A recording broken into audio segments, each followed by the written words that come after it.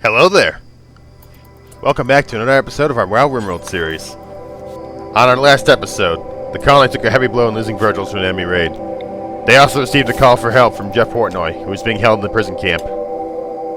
Rescuing Jeff is their top priority, but first they need to prepare for the journey ahead. Supplies are gathered and plans are made. Can the Raiders of Dawnfire rescue Jeff and survive what this Rimworld has to throw their way next? Let's find out together.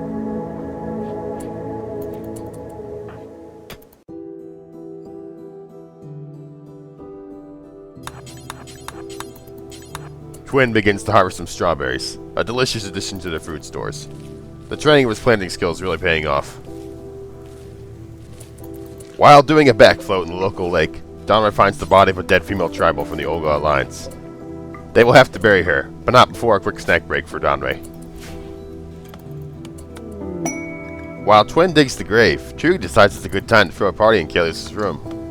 An odd choice, but whatever. The colonists gather in Kalios' room and have a good party. And by that, I mean they stand around and talk about their feelings for a couple hours. A very productive way to spend time, wouldn't you agree? Twin buries a tribal woman named Dog. There is probably a funny or clever joke that can be made in there. Someone should really do that.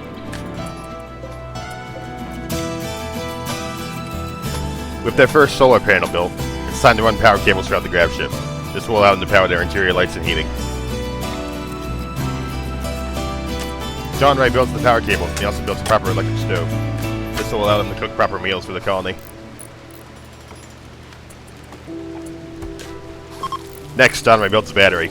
This will store the power from the solar panels, which will allow them to save it for later. Obviously. In a bitter twist of irony, a solar flare hits the colony. This shuts down their newly built power grid and interrupts Chugi's cooking. Most unfortunate. Twin has a bedroom now. Kalios works hard in building furniture for it. The solar flare ends and Chugi gets back to cooking meals for the colony. You're doing great, Chugi. Keep it up. But then suddenly, Chugi crashes out. She goes into a sadistic rage and takes her anger out on Demetrius, their prisoner. She beats him within an inch of his life. She then leaves him, dying on the floor, the monster. Donroy tends to their barely alive prisoner. Upon hearing that he can walk again, Chewie comes back and hits him again. Perhaps she's punishing him for Virgil's death. Kalios crashes out. He goes out into the rain into the animal pen. He goes to a baby Boomaloo, a living bomb, and makes the dumb decision of slaughtering it. With an explosion, the Boomaloo dies, and Kalios catches on fire. Thankfully, the rain puts out the fire. Chugi comes out with the gun and threatens Kalios. He walks away from the animal pen and goes to bed. But later that night, the colony is attacked once more. Pirates from the Night Brigands. They're here to kill them. The pirates arrive on the lake. After dropping some packaged survival meals, they decide to skip the siege and attack the colonists directly.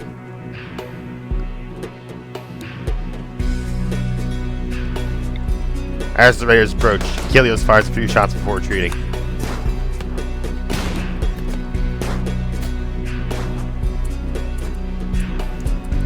The raiders approach their animal pen and grav ship. The tribal traders rush to aid them in the fight.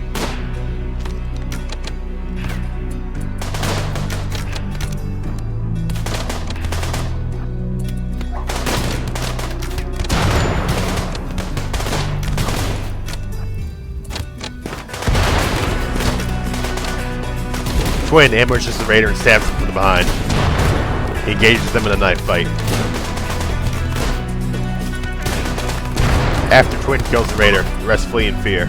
It seems the Twin savagery has scared them off. Great job, Twin. The colonists and traders keep shooting at the fleeing raiders. Unfortunately, Boomo was accidentally shot and killed in the crossfire. Part of the fencing for the animal pen is on fire or destroyed.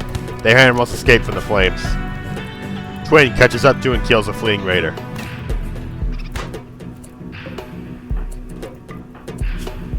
Chugi and Kalios work together and they quickly put out the fires from the raid. Meanwhile, Twin loots the fallen raiders. The surviving tribal terrorists decide to leave. They already got way more than they bargained for on this trip.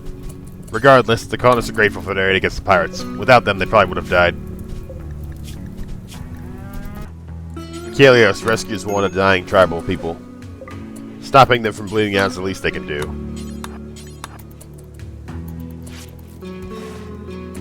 Chugi works to repair the animal pen. They'll need to hold their animals after all so they don't wander off. Inside the safety of the grab ship, Twin tends to his wounds while Kalios desperately tries to stop travelers from bleeding out. But one of them doesn't make it. The tribal named White dies from blood loss. The least they can do is give him a proper burial.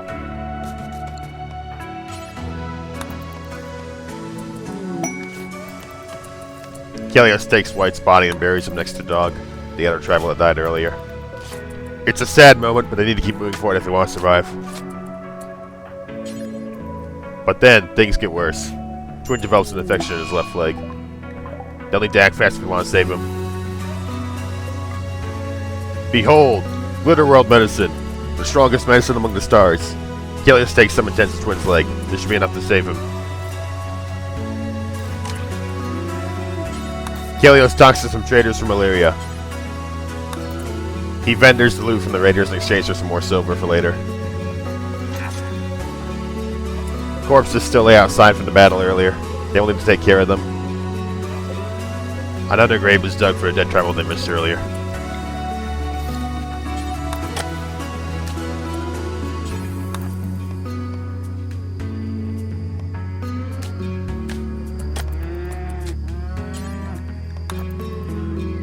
Donray builds another solar panel. Great work, Donray. Keep it up.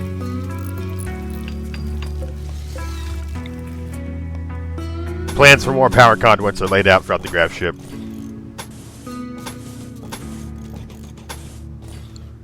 The colony needs more food. Donray, Chugi, and Kalios work together to hunt the Mega Sloth.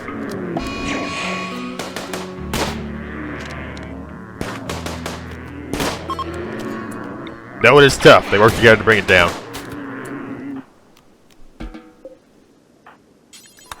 The sun is blocked out by an eclipse. Meanwhile, Donray tends to Twin. Hopefully his leg will heal up soon. But just then, Donray crashes out. He decides to insult Twinburger, saying very unkind things to him. Their prisoner, Demetrius, also gets insulted by Donray. The eclipse ends, bringing back sunlight to the swamp.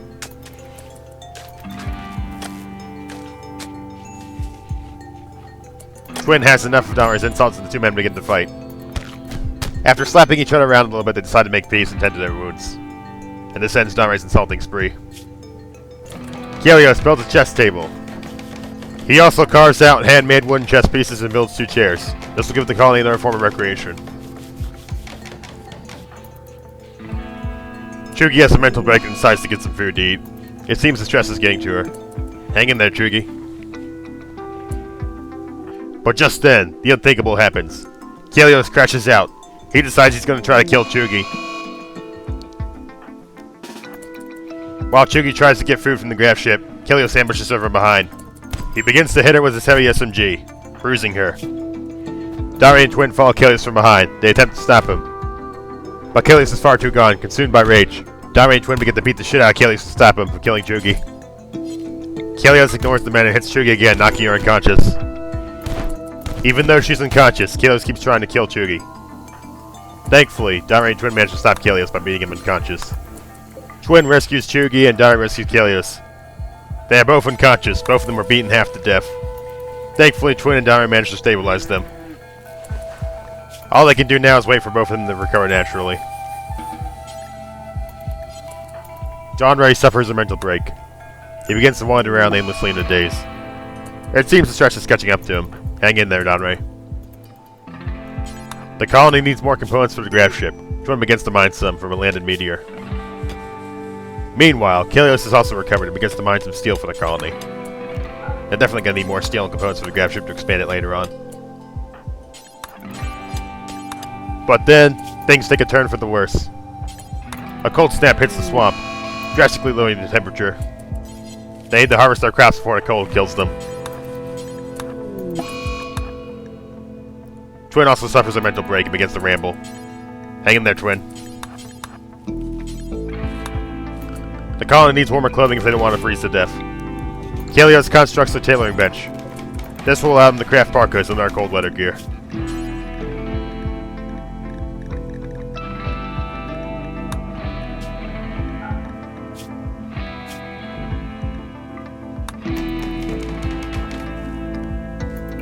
Kalios plays some chess while Chugi reads a book. Meanwhile, the colony gets another quest. It's a quest for the legendary Dawn Pendant. They will accept the quest for now, but it will take them some time before they're actually able to get it. The Royal Tribute Collector for the Empire arrives. Unfortunately, they don't have any use for them right now, but they'll just hang around the base for a bit. While mining compacted machinery, Kalios crashes out. He's suffering from the cold and decides to smash things up in his room to cope. Twin repairs the ship while Kalios smashes it up and destroys his bedroom. Sorry, Twin. The next morning, Twin bolts another solar panel from the graph ship. They are almost ready to rescue Jeffportnoy. Just a few more tasks need to be done, and they can fly off to get him. Chugi has a mental break and decides to hide in her room for a bit. The cold snap is still in effect, and it's getting dangerously cold outside. Dara brings the animals inside the graph ship to warm them up.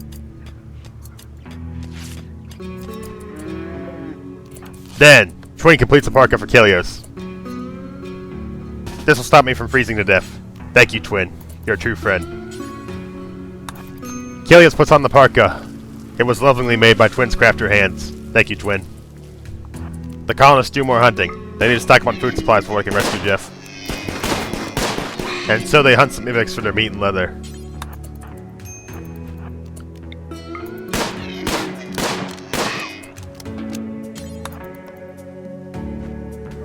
Meanwhile, Kalios finds some silver ore to take with them. He would be ashamed to leave behind after all. Leave no loot behind. It's almost time to leave and rescue Jeff. Chugi herds the rest of her animals into the grab ship. They will soon leave.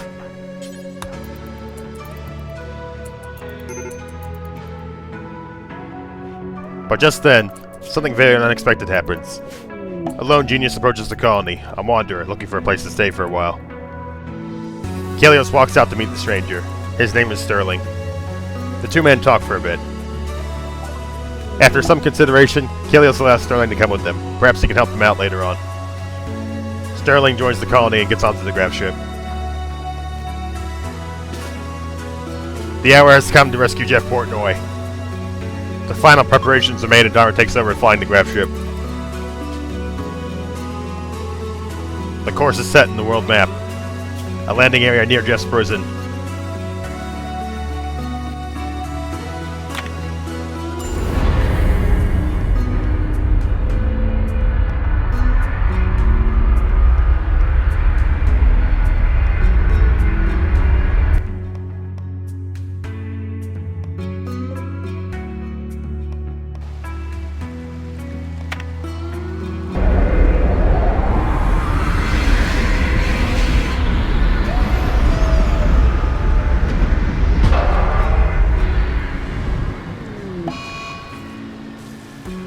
While landing the graph ship, Dara was forced to do an emergency maneuver to land it safely. While everyone will be sick for a couple hours, at least they're all still alive. Chugi builds another animal pen to hold her animals.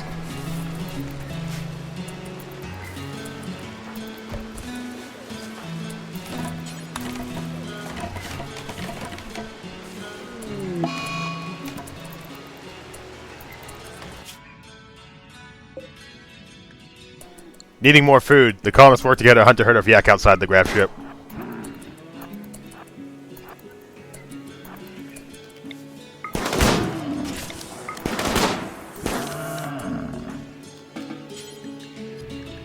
Chugi begins to butcher the yaks for their meat and leather. This will feed the colony for a while. Meanwhile, Sterling has put the work up against the mine jade for the colony. This could be useful for making art later on. Donray builds an art table. With this art table, they can use the jade they mine to make sculptures for rooms to make them prettier. It's finally time to rescue Jeff from his prison cell. Sterling, Chugi, Donray, and Kalios will go on the rescue mission. Twin the Chad will stay behind to guard the grab ship. Frumbalia the Frummer will go with them as well. And of course, some supplies for the journey.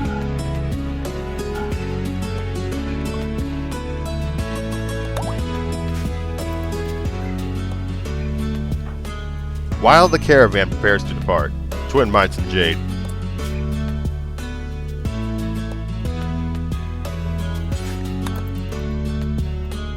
The caravan has departed. Their mission? To rescue Jeffportnoy. We're coming for you, Jeff. Hang on.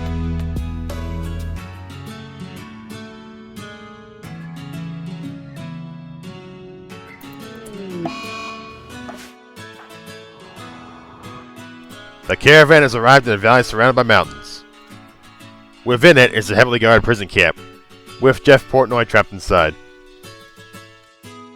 The camp is defended by many auto turrets, but they have limited range.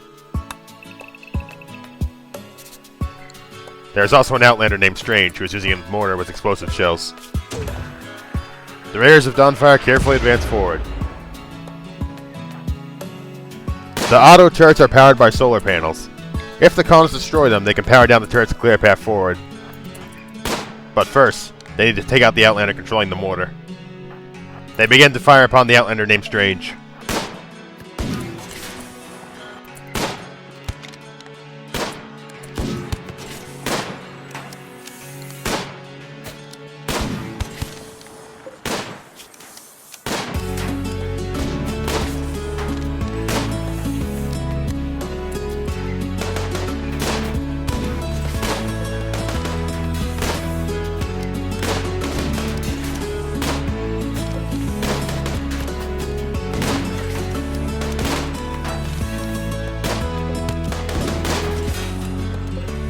Kalios destroys the solar panel, while the other three colonists attack Strange.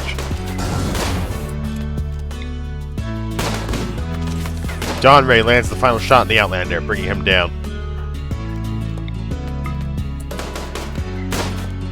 The colonists fire upon the solar panels and batteries that power the auto turrets.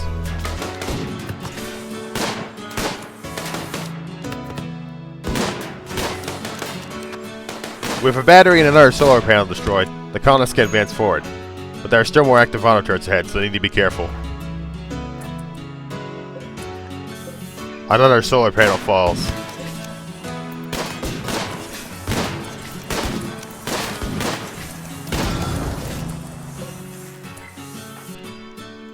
Donray and Chugi destroy another battery, powering down 3 auto turrets. Now the colonists can finally move forward to get to Jeff. 5 more auto turrets guard Jeff's prison cell. The last obstacle they have to overcome before he can be freed. The sun is setting upon the prison camp, but the auto turrets are still powered by the batteries. The colonists keep firing upon them late into the night.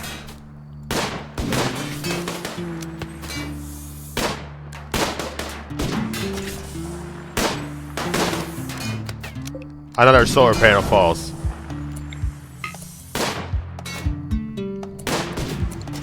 Kalios narrowly avoids being hit by an auto turret.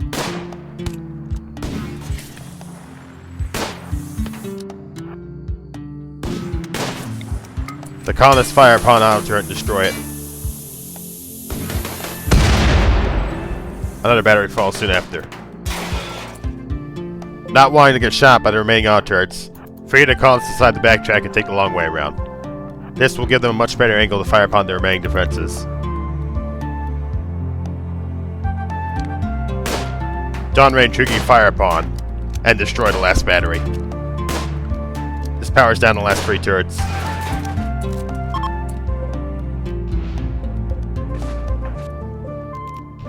With the path now clear, Kalios frees Jeffportnoy from his prison cell. Another guildmate joins the Raiders of Dawnfire. Welcome to the colony, Jeff. I'm glad to have you. Now let's get you home. With Jeffportnoy safe, the colonists prepare to depart back to the grab ship. They loot the prison camp for any supplies they can find. The food that they find will definitely help them on the journey back to the grab ship. They also claim the rest of the auto turrets to bring with them. They also claim the mortar and the explosive shells, along with any other supplies they can find. These newly acquired defensive turrets will definitely help them out later on. After going over the loot one more time, the colonists depart back to the grav ship.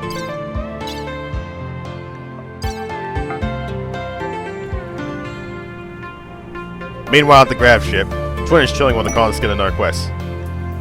Perhaps they can use this quest later on, but for right now they'll ignore it.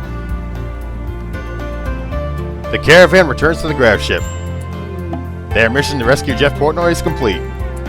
With Jeffportnoy, another colonist joins the Raiders of Dawnfire. And with that, I think this is a good place to make the cut for the episode. The story of the Raiders of Dawnfire continues. Thank you all for watching, and I'll see you next time for Part 5.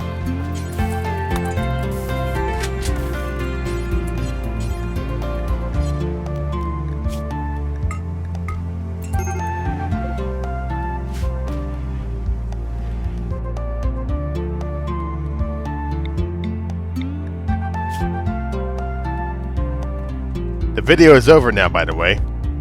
But if you insist on saying, here's what the world map looks like. As you can see, there's still a lot to do. But that's all for future videos. It's a big world out there, and we've got a lot to explore. Plenty of stuff to do, let me tell you. Lots of fun times to be had. Lots of guildmates to find. And lots of quests to do.